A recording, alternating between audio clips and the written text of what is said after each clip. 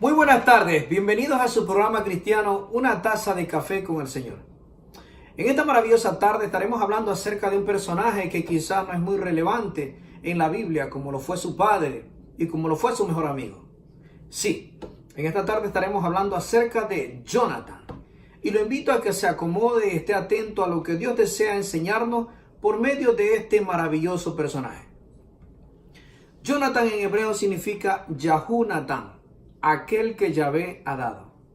Es un personaje bíblico, quien fue príncipe del reino de Israel en la época en que su padre, Saúl, era rey. Cuenta la historia que Jonathan, hijo mayor del rey Saúl y gran amigo de David, quien acabó sucediendo a Saúl como rey, al igual que su padre, destacó por su fuerza, por su agilidad y destreza con el arco. Jonathan aparece por primera vez en la Biblia como vencedor de Gaba, un bastión filisteo. Más tarde realiza un ataque en un solitario contra una guarnición enemiga, demostrando su coraje como guerrero. En el capítulo 18 se introduce la historia de David y Jonathan, de la cual deseo hacer relevancia en esta noche, ya que es aquí en donde sellaron una alianza de amistad, que en este día nos enseñará que una verdadera amistad es más fuerte incluso que los lazos sanguíneos, como veremos a continuación. Después que David dio muerte al campeón filisteo Goliat, quien había desafiado al ejército israelita, aunque Jonathan debía de ser aproximadamente unos 30 años mayor que David, ambos tenían muchas cosas en común. De hecho, David demostró tener el mismo valor que Jonathan cuando luchó en Michmash. Lo más importante es que David tenía la misma fe que Jonathan en el poder salvador de Jehová. Una fe que le permitió enfrentarse sin miedo a Goliat, cuando un montón de israelitas estaban acobardados. Como resultado, el alma de Jonathan queda ligada al alma de David, y empezó a amarlo como a su propia alma. El rey Saúl se puso celoso del valiente David y llegó a considerarlo un rival. Jonathan, en cambio, aun siendo el heredero al trono, no lo veía como una amenaza. Al contrario, entre los dos surgió una maravillosa y profunda amistad. Y es probable que en alguna de sus conversaciones David le haya comentado a Jonathan: ¿sabes que soy el ungido para ser el próximo rey de Israel? Posiblemente se lo comentó.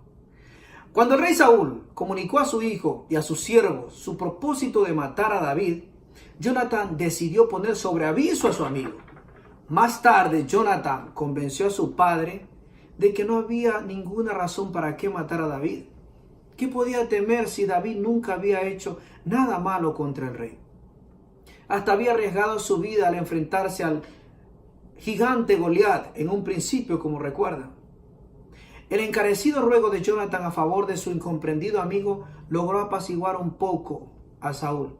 Sin embargo, poco después el rey permitió que resurgieran sus instintos asesinos y volvió a atentar contra la vida de David en varias ocasiones, por lo que David se vio obligado a huir. Jonathan no tenía ninguna intención de abandonar a David. Era leal a su amigo. Escuche lo que le estoy diciendo. Era leal a su amigo. No morirás, le aseguró. Sin embargo, David le respondió: solo hay como un paso entre yo y la muerte. David era una amenaza para la sucesión del trono de Saúl. Acto seguido, ordenó a su hijo que trajeran a David para matarlo. Jonathan replicó: ¿por qué debe dársele muerte? ¿Qué ha hecho? En un ataque de furia, Saúl arrojó una lanza contra su propio hijo Jonathan, quien logró escapar ileso, pero se sintió muy dolido por lo que estaba ocurriendo con David. Desde el punto de vista estrictamente humano, querido amigo, Jonathan tenía mucho que perder y poco que ganar al ser amigo de David. Sin embargo, para Jonathan eso era lo de menos. Jehová había decretado que David sería rey después de Saúl, y lo que Dios se proponía era para el bien de Jonathan y de los demás. Jonathan se reunió en secreto con David para contarle lo sucedido. Estaba claro que David jamás podía volver a la corte de Saúl, Sin embargo, Jonathan todavía vio a David una vez más cuando éste estaba escondiéndose de Saúl en el desierto de Zif, en Ores.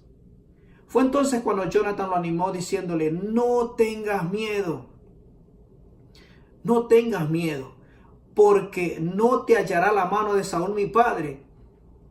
Tú mismo serás rey sobre Israel y yo mismo llegaré a ser segundo a ti. Y Saúl mi padre tiene conocimiento de que así es en efecto. Poco después Jonathan y Saúl murieron en una batalla contra los filisteos. Todos los que amamos a Dios debemos meditar en el ejemplo que nos deja Jonathan. Si usted se enfrenta a un conflicto de lealtades, recuerde solo cómo reaccionó Jonathan cuando su padre lo presionaba cuando su padre lo presionaba para que pensara en su propia conveniencia. Cómo era un hombre que reverenciaba a Jehová y le era sumiso de corazón. Jonathan no cedió a la presión. Al contrario, se alegró de que el siguiente rey de Israel fuera aquel a quien Dios había escogido. Y él apoyó a David. Sin duda, todos deseamos imitar las excelentes cualidades de Jonathan. Si así lo hacemos, podrá decirse de nosotros lo mismo que los israelitas dijeron acerca de Jonathan. Fue con Dios con quien trabajó. Dios lo bendiga. Buenas noches.